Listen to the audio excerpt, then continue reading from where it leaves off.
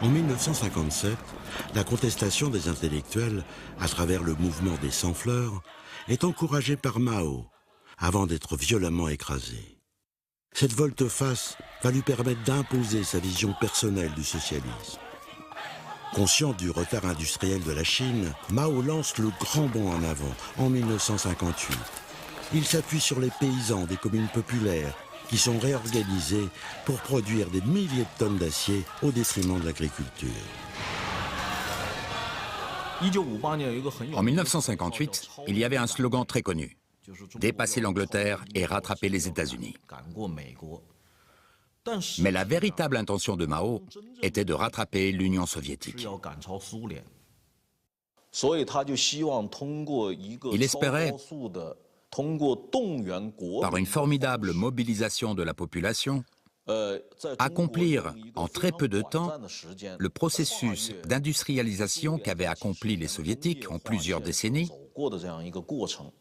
et faire de la Chine un pays puissant.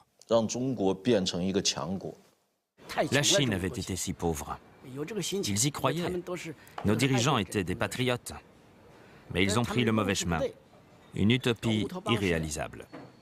Éliminer le secteur privé, éliminer la production familiale, manger dans les cantines collectives, ne pas autoriser les paysans à cultiver leur lopin de terre, tout cela mis ensemble a eu des conséquences terribles.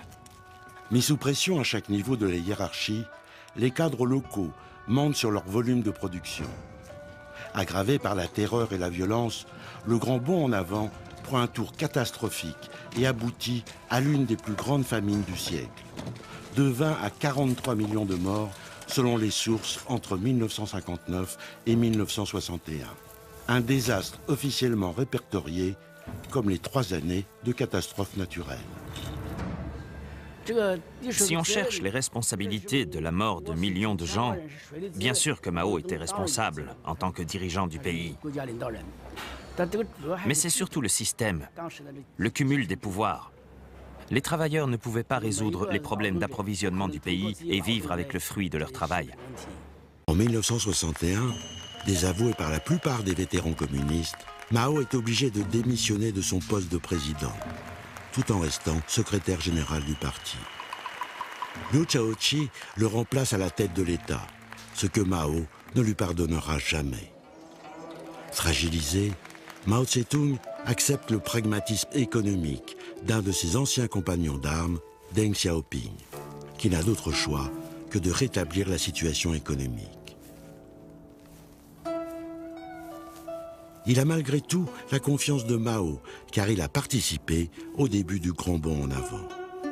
Il rétablit la petite propriété individuelle, assouplit la collectivisation de l'agriculture et teste les débuts d'une économie de marché dans quelques villages de la côte. C'est le début d'une lutte sans fin entre la ligne de Mao et celle de Deng Xiaoping. À ce tournant de l'histoire chinoise, le pragmatisme prend clairement le pas sur l'idéologie et l'économie redémarre.